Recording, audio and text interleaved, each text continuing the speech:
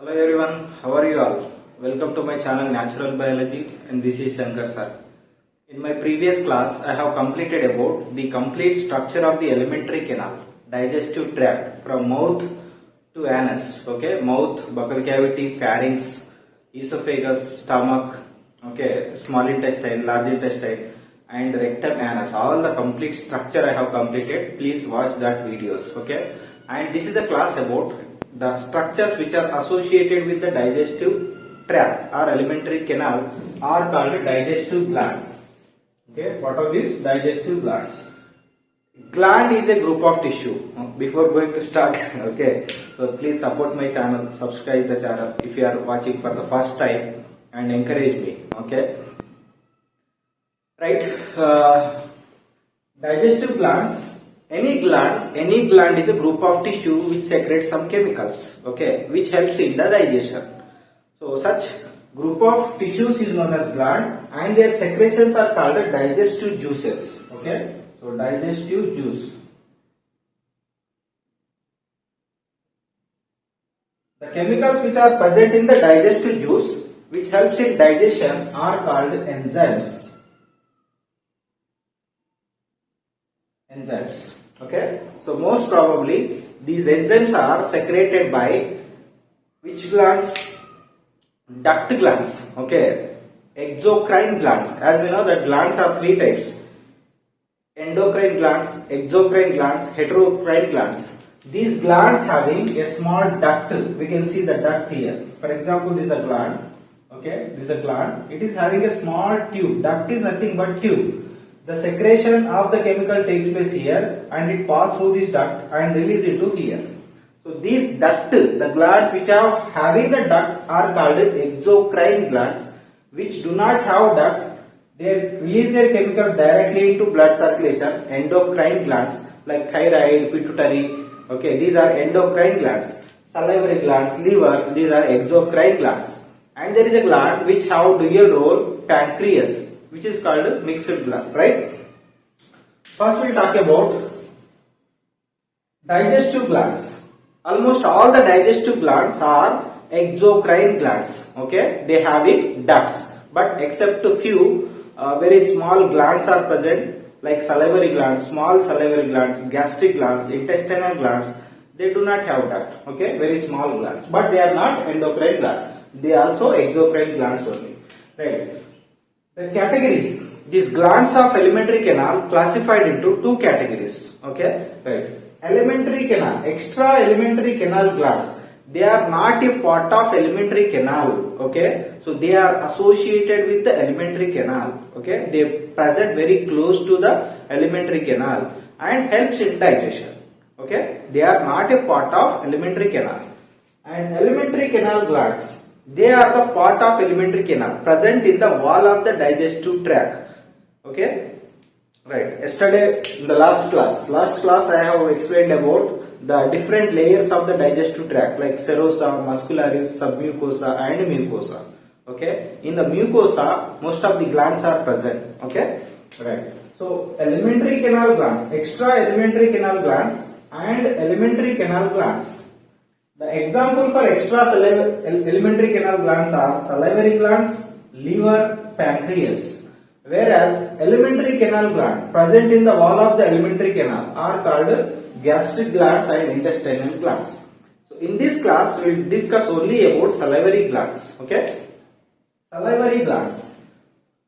There are two different types of salivary glands. Very small salivary glands present in more in number, large in number. Okay.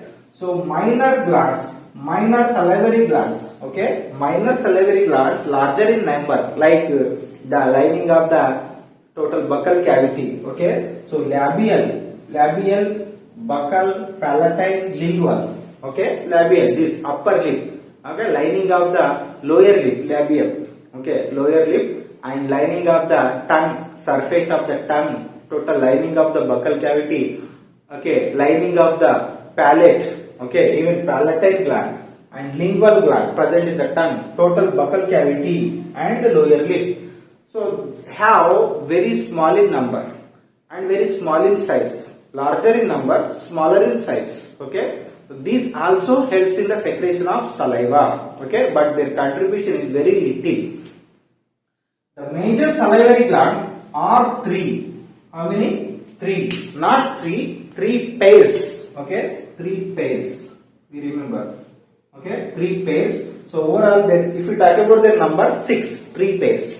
Right. Parotid gland, submandibular gland, sublingual gland. Okay, parotid, submandibular, sublingual.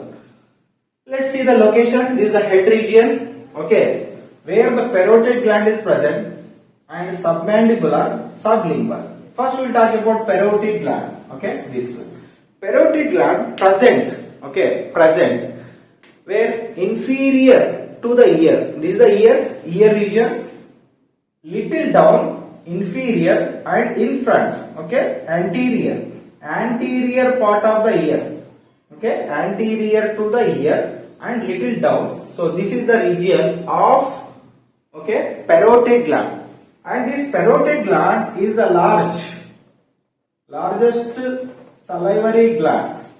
Which one is the largest salivary gland? Based on their size only I have drawn the diagram. This is the larger in size, hence it is largest parotid salivary gland. Okay, largest salivary gland, medium and small. Okay, based on their order only I have drawn the diagram. Okay, largest salivary gland is the parotid gland, and it is present inferior and anterior to the ear. Okay, the duct which is coming from this gland. So this is the duct. Okay, this duct is called Stenson's duct. Okay, name we have to remember, Stenson's duct. Stenson's duct comes from the parotid gland, and this duct opens at the upper molar jaw. Okay, as we know that molars, premolars, okay, opposite to the or beside the upper molar jaw. This is the region. So here they opens. They release their saliva.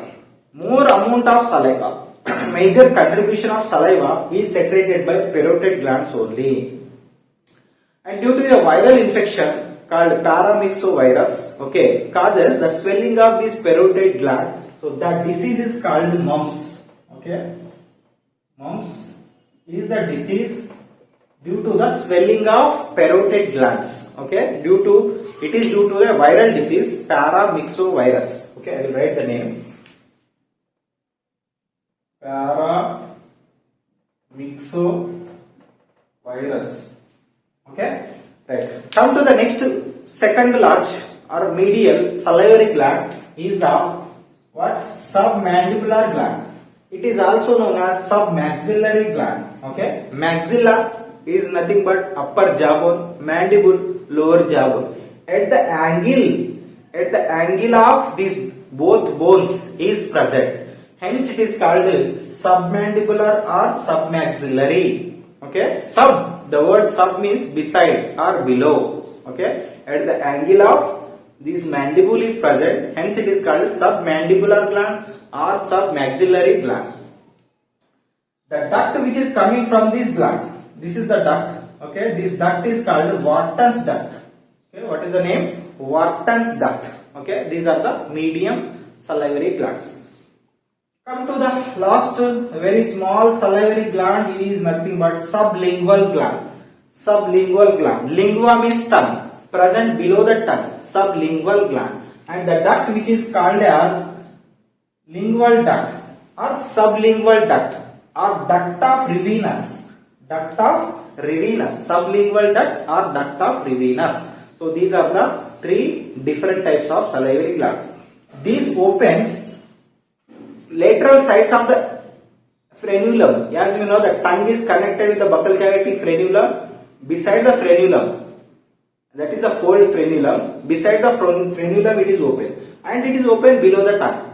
Here it is anterior to the tongue, below the tongue, the opening. All these three salivary glands, three pairs of salivary glands secrete a digestive juice. Okay, the digestive juice is called saliva. Okay, and saliva contains different types of enzymes. Let me talk about this saliva. Saliva is a viscous, colorless liquid. Okay, it is a watery like liquid, colorless. Okay, pulsant fluid. pH, its pH is 6.8. Okay, it is slightly acidic in nature. Okay, very little, but its range is 5.6 to 7.6. Okay, gravity 1.0022 to 1.008, and its composition 98% to 99% it contain water. Just about 1 to 1.5% contain remaining materials. Okay. What are the remaining materials? The enzymes. Okay, different types of enzymes are present. Salivary amylase, lysozyme, phosphatase, aldolase, maltolase, and catalase, lipase, protease. These are different types of enzymes. But the major contribution, major salivary enzymes, we have to consider the salivary amylase and lysozyme. Okay, they are present very little quantity. Okay, little amount. The most of the area and major amount is contributed by these salivary glands, salivary amylase enzymes, lysozyme. Okay, most important salivary amylase and lysozyme, remember. And how much saliva secreted per day? We secrete nearly 1 to 1.5 liters of saliva per day, which helps in the digestion. Let's see what are the functions of this saliva. Okay. Functions of saliva and salivary enzyme. As you know that salivary enzyme present, that is called amylase. Amylase also known as alpha amylase or ptyalin. Okay, alpha amylase or ptyalin or salivary amylase. These enzyme helps in the digestion of carbohydrates. It will digest the carbohydrates. That is the function of saliva. Next, there is an enzyme called lysozyme, which also kills the bacteria. Okay, when we take the food contains bacteria, so that bacteria were killed by this lysozyme. So lysozyme kills the bacteria. And saliva like a solvent. It helps to dissolve the food materials. All the food, whatever we eat, that get dissolved in the saliva only. Then only we feel the taste of the food. Okay. So dissolve the sugars and salts and make the food delicious. Because we can't taste the food in the dry form. When it is converted into liquid form, when it is dissolved into the saliva, then only we can feel the taste. And also this saliva facilitates the movement of tongue and lips. Okay. We feel if we are getting thirsty, there is a dehydration, our tongue cannot move properly. Okay, that is why we frequently drink the water. So it makes the total buccal cavity, total digestive tract moisture, okay, lubricant, okay, and also helps in the movement of tongue and lips. Make the food slippery, helps in swallowing. Okay, just now I told it make the food slippery, thereby helps in the easiest movement of food and even swallowing. Deglutition. What is swallowing also known as deglutition. Okay, and after the digestion also, all the digested particles hold together by saliva only. Right. Keep the teeth and mouth clean. Not only that, okay, helps in digestion. It also keeps the mouth and teeth very clean. And it contains some buffering substances like bicarbonate, phosphatase, mucin. Okay, if the saliva is having the acidic nature or the food is having any acidic nature, it will try to neutralize. So that buffering agents called bicarbonates, phosphates and mucin, so try to reduce the acidity of the mouth. Okay, so it maintains the balance. It will neutralize the buccal cavity. Okay, so this is about the functions of saliva and salivary gland. Okay, hope you understand about the class. Thank you for watching video, your patience. So if you like the videos, and do subscribe my channel, and I will try to release a new video on every Monday and Friday by evening 6 p.m. Okay, so keep in your mind Monday and Friday evening 6 p.m. Okay, then no need of confusion when the video will come. Okay, so thank you once again. Do support my channel and subscribe.